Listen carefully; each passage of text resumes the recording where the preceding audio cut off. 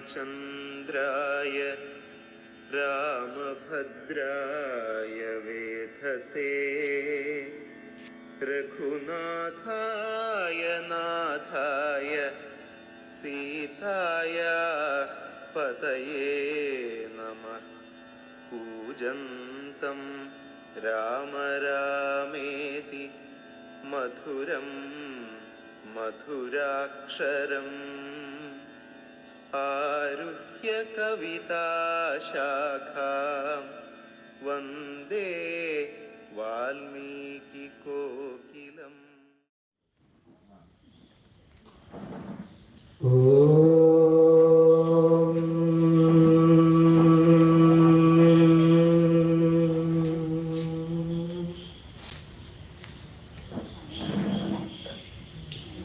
ഓം ശ്രീ ഗുരുഭ്യോ നമഃ. ഹരി ഓം.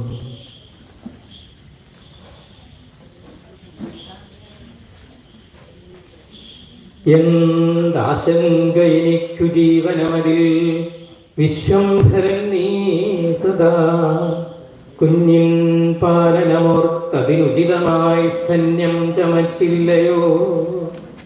വീണ്ടും വീണ്ടും ഇതോർത്തു യാദവപദേ ഗോപീപദേ സത്പദേ പാദാംഭോജനിഷേവ കൊണ്ടു സതതം കാലം കഴിക്കുന്നു ഞാൻ.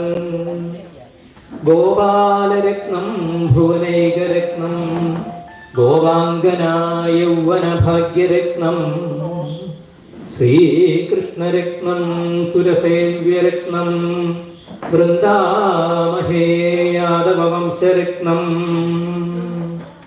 ഹരി ഓം.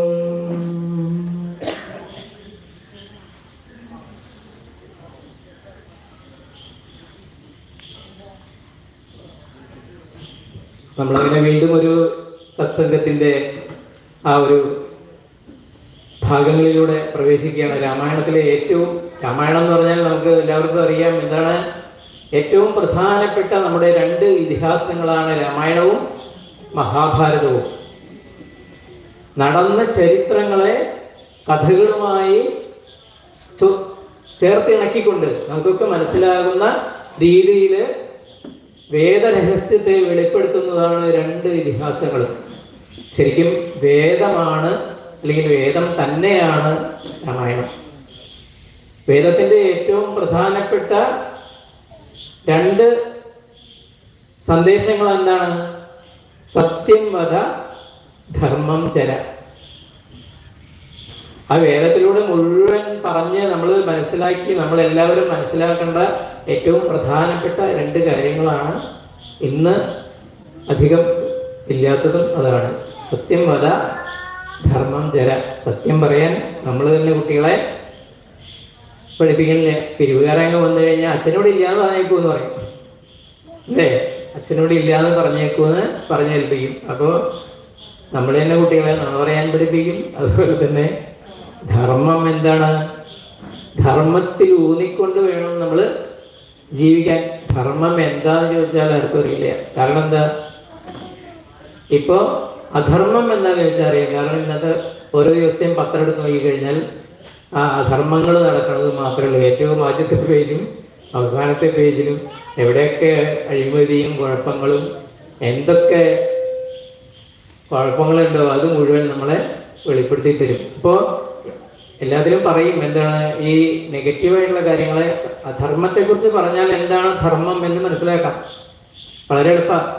വേദത്തിലൊക്കെ അല്ലെങ്കിൽ ഉപനിഷത്തുകളിലൊക്കെ എന്താണോ ചെയ്യരുതാത്തത്, എന്താണ് ചെയ്യേണ്ടത്, ചെയ്യരുതാത്തത് പറഞ്ഞാൽ പിന്നെ ചെയ്യേണ്ടത് എന്താന്ന് നമുക്കറിയാലോ. അങ്ങനെ ഇന്നലെ വരെ അല്ലെങ്കിൽ ഇന്നലെ വരെ ഉണ്ടായ മാലിന്യങ്ങളിൽ ഇന്നലെ ഇപ്പം നമ്മൾ എന്തായിരുന്നു, പ്രത്യേകിച്ച് ചേട്ടാഭഗവതി കർക്കിടക മാസം തുടങ്ങുന്നതിന് മുമ്പ് നമ്മൾ ചേട്ടാഭഗവതി എല്ലാവരും വീടൊക്കെ അടിച്ചു വാരി ഇതെന്താവുന്ന വിചാരിക്കണം. എല്ലാവരും പഴയ ആ അടിച്ചുവാരി എല്ലാം മുറ്റൊക്കെ ക്ലീനാക്കി വീടൊക്കെ ഒന്ന് ശുദ്ധീകരിക്കും. ഇന്നു മുതൽ നമ്മളൊരു പുണ്യമാസം തുടങ്ങുകയാണ്.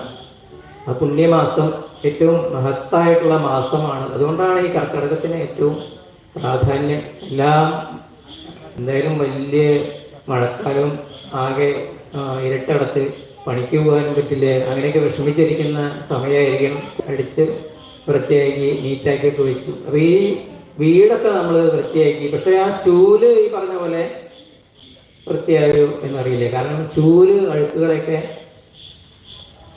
വൃത്തിയാക്കും എന്നുണ്ടെങ്കിലും ചൂലിൻ്റെ അഴുക്ക് മാറില്ലേ? ശ്രദ്ധിച്ചിട്ടുണ്ടോ? പക്ഷേ അതേസമയം നമ്മൾ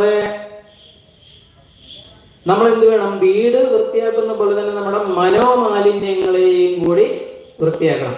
നമ്മുടെ മനസ്സിലാണ് ഏറ്റവും കൂടുതൽ വൃത്തികേടുള്ളത്. വീടൊക്കെ വൃത്തിയാക്കി അതുപോലെ അതിൻ്റെ ഉള്ളിൽ താമസിക്കുന്ന നമ്മൾ സ്വയം ശുദ്ധി ആർജിക്കണം. മാനസികമായിട്ട് ആത്മീയ ശുദ്ധി നമ്മൾ കൈവരിക്കണം. അതിന് എന്ത് വേണം? ഇങ്ങനെയുള്ള സത്സംഗങ്ങളിൽ പോകണം, ഇതുപോലെയുള്ള പാരായണങ്ങൾ നടത്തണം, അല്ലെങ്കിൽ രാമായണത്തെക്കുറിച്ച് പുണ്യ പുരാണങ്ങളെക്കുറിച്ചൊക്കെയുള്ള അർത്ഥങ്ങളെക്കുറിച്ചൊക്കെ നമ്മൾ മനസ്സിലാക്കണം.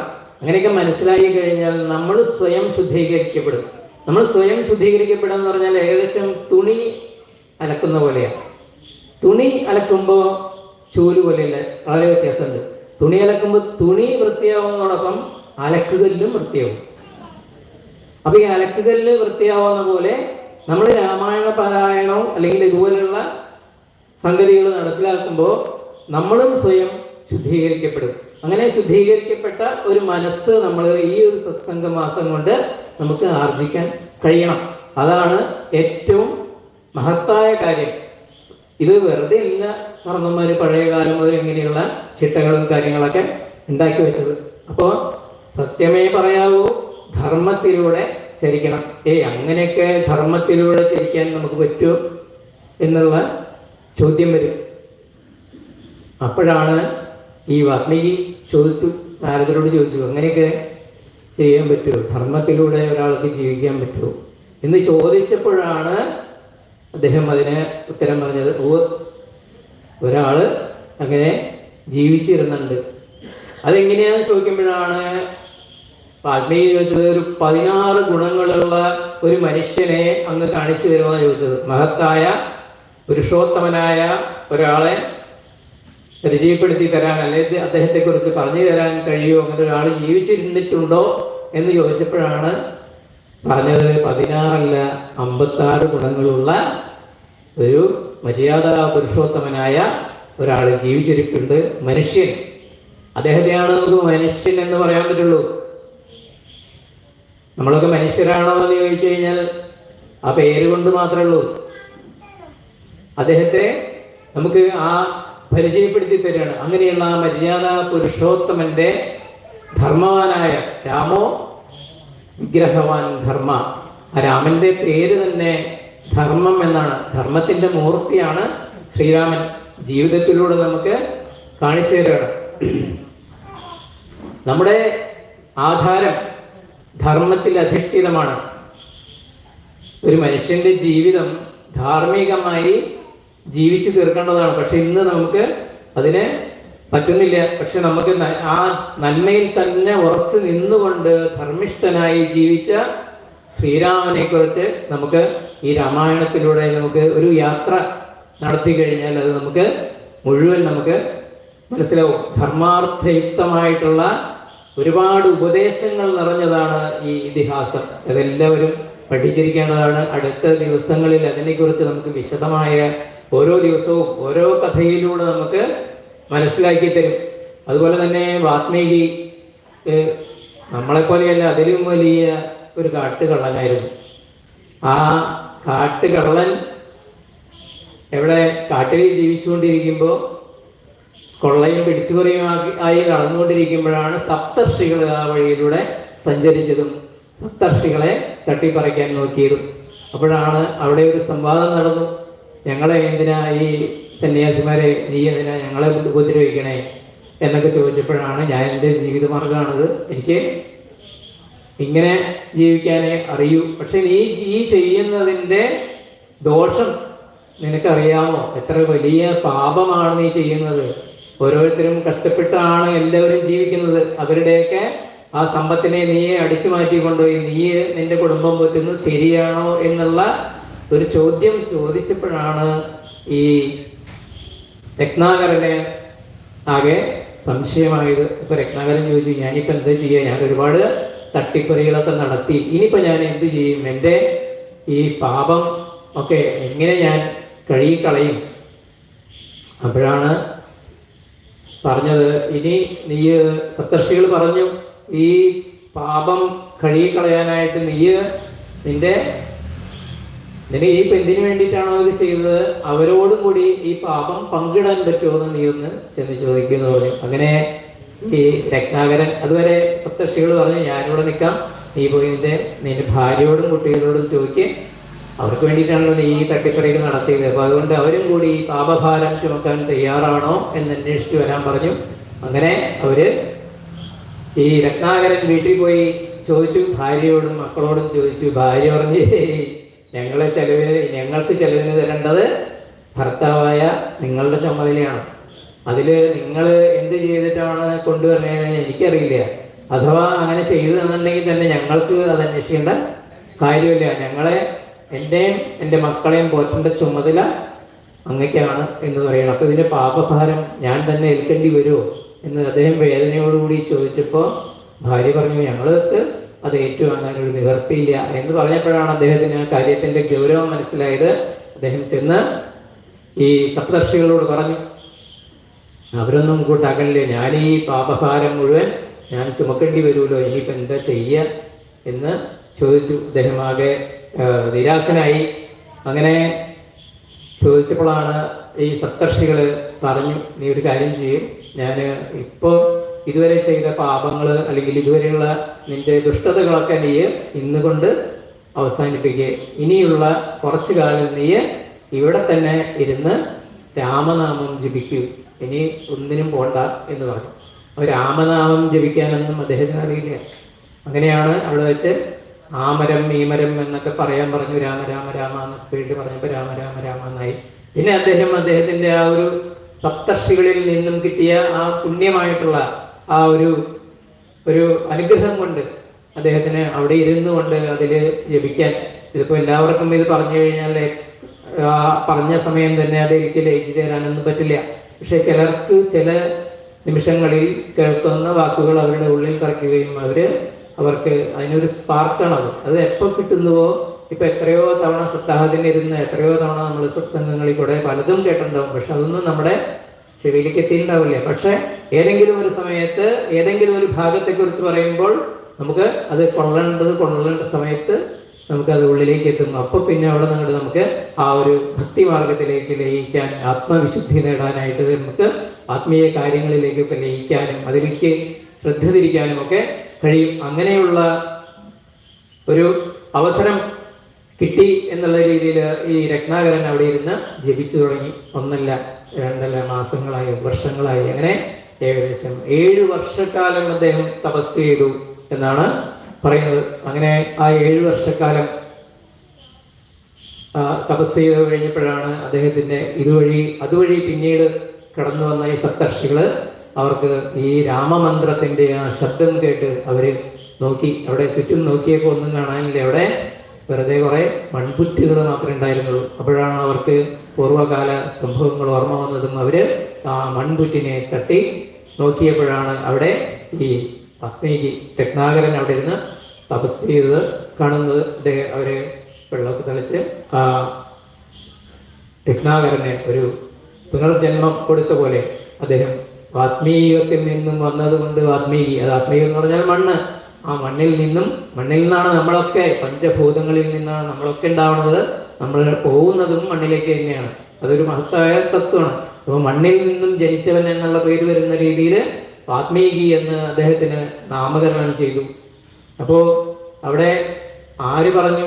ഭാര്യ പറഞ്ഞു കൊടുത്തു. എന്താണ്? താൻ നിരന്തരം ചെയ്യുന്ന കർമ്മങ്ങൾ താൻ അനുഭവിച്ചിടുകന്നേ വരൂ. രാമായണത്തിലെ ഏറ്റവും പ്രസക്തമായ 2 വരികളാണ്. വളരെ ആ ഒരു 2 വരിയാണ് രത്നാകരനെ ഇരുത്തി ചിന്തിപ്പിച്ചത്.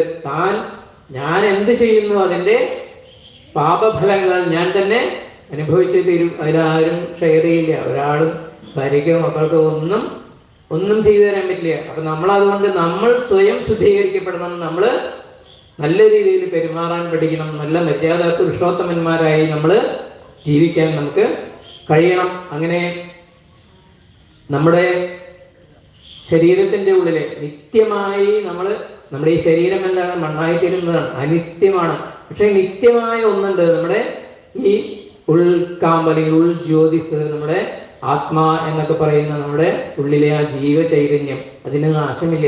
നമ്മുടെ ഈ ശരീരം നശിച്ചാലും കൂട് വിട്ട് കൂട് പാറുന്ന പോലെ നമ്മുടെ ഈ ജീവാത്മാ വേറൊരു പരകായ പ്രവേശം, വേറെ ഒരു ശരീരത്തിലേക്ക്, അത് നമ്മുടെ യുക്തമായ ഏത് കർമ്മത്തിലാണോ നമ്മൾ നിരന്തരം ചെയ്തുകൊണ്ടിരുന്നത് അതിനെ യുക്തമായ ഒരു ശരീരം അത് സ്വീകരിക്കുകയും വേറൊരു ജന്മത്തിലേക്ക് പോവുകയും ചെയ്യും. അല്ലാതെ ഈ ആത്മാ ഒരിക്കലും നശിക്കുന്നതല്ല, ഈ ശരീരം മാത്രമേ നശിക്കുന്നുള്ളൂ എന്നൊക്കെയുള്ള, അങ്ങനെ കാട്ടാളനെ മനുഷ്യനാക്കിയ ഏറ്റവും മഹത്തായ ഒരു ചരിത്രമാണ്. നമ്മുടെ നമ്മളിലും ഉള്ള കാട്ടാളത്വത്തെ മാറ്റി നമ്മളും ഒരു മനുഷ്യത്വം സ്വീകരിക്കാൻ വേണ്ടി നിറയെ ഉപദേശങ്ങൾ തന്നിട്ടുള്ള ഒരുപാട് കഥകളിലൂടെ, രാമായണത്തിൻ്റെ 24,000 ശ്ലോകങ്ങളാണ് വാൽമീകി രാമായണത്തിലുള്ളത്.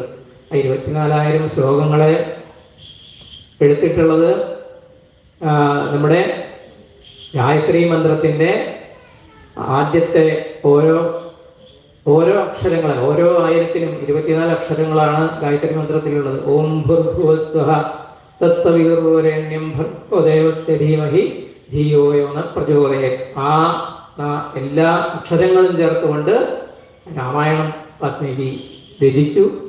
അങ്ങനെ ആ ശ്രീരാമന്റെ 56 ഗുണങ്ങളുള്ള മര്യാദ പുരുഷോത്തമനായ ശ്രീരാമന്റെ അയനം, അതാണ് ഈ രാമായണം. ആ യാത്രയാണ് നമ്മൾ ഈ തുടർന്നുള്ള ദിവസങ്ങളിലൂടെ നമ്മൾ മനസ്സിലാക്കേണ്ടത്. മഹത്തായ ആ ഒരു മനുഷ്യൻ പ്രത്യാശാനിർഭരമായിട്ടുള്ള ഒരു ജീവിത കഥയാണ് ശ്രീരാമന്റെ. ഇന്ന് എന്നും സംഘർഷമാണ് ശ്രീരാമൻ അനുഭവിച്ചിട്ടുള്ളത്. ദുരന്തപൂർണമായ ഒരു ജീവിതത്തിൽ കൂടെ എന്നും ദുരിതങ്ങൾ, അല്ലെങ്കിൽ രാജകൊട്ടാരത്തിൽ ജീവിക്കേണ്ട ആളാ, രാജകുമാരനായിട്ട് ജനിച്ച ആളാ, അല്ലേ? പക്ഷെ ഇന്ന് നാളെ കാലത്ത് പട്ടാഭിഷേകം എന്ന് തീരുമാനിച്ച ആ ദിവസമാണ് വനത്തിലേക്ക് പോകേണ്ടി വന്നത്. നമ്മുടെയൊക്കെ ജീവിതവും അതുപോലെ തന്നെയാണ്. നമുക്കൊന്നും അടുത്ത നിമിഷം എന്ത് നമുക്ക് പറയാൻ പറ്റില്ല. അങ്ങനെ ഓരോ മനുഷ്യൻ്റെയും ജീവിതം അങ്ങനെയാണ്, ദുരന്തപൂർണം ദുരിതപൂർണം ഒക്കെയാണ്. ജിത്രം വ്യസനം ദുഃഖം എന്നാണ് വ്യാസർ പറഞ്ഞത്. നമ്മുടെ ഈ ജീവിതം അങ്ങനെയാണ് നമ്മൾ നയിച്ചു കൊണ്ടുപോകേണ്ടത്. പക്ഷേ അതിനുള്ളിൽ നമ്മുടെ ഈ ദുഃഖങ്ങളെയൊക്കെ മറികടക്കാൻ നമുക്ക് ഒരാളെ മാത്രം വിചാരിച്ചാൽ മതി. ആ ഒരു ഈശ്വര സാന്നിധ്യത്തെ നമ്മൾ മനസ്സിലാക്കി കഴിഞ്ഞാൽ നമ്മുടെ ആത്മാവ് സ്വയം ശുദ്ധീകരിക്കപ്പെടുമ്പോൾ നമ്മളിലുള്ള ആ ജീവചേതസ്സിന് ഒരു ഐശ്വര്യം വരും. നമ്മൾക്കും അതിനുള്ള ഒരു എനർജി, ഊർജം നമുക്കും കൈവരും. അങ്ങനെ ദുരന്തമുഖങ്ങളെ മുഴുവൻ നേരിട്ടുകൊണ്ട് മഹത്വമാർജിക്കാൻ, അല്ലെങ്കിൽ ഈശ്വരനെ പോലെ ആവാൻ ഒരാൾക്ക് കഴിയും എന്ന് തെളിയിച്ചു തന്നതാണ് ശ്രീരാമന്റെ ജീവിതം.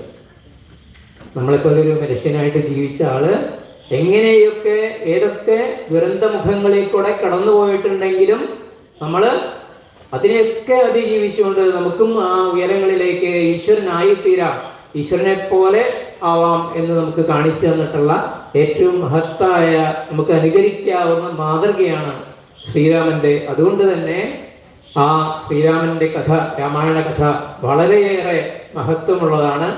അതുകൊണ്ട് അതിന്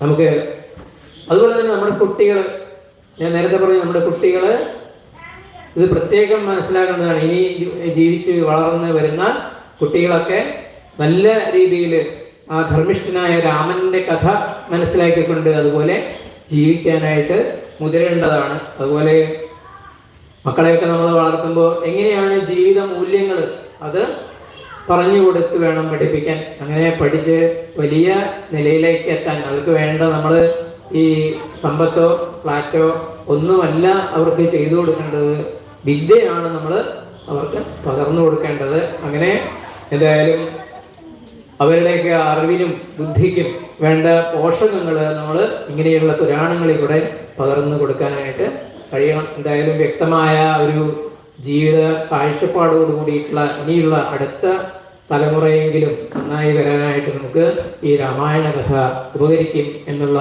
പ്രത്യാശയോടുകൂടി എല്ലാവർക്കും നന്ദി പറഞ്ഞുകൊണ്ട്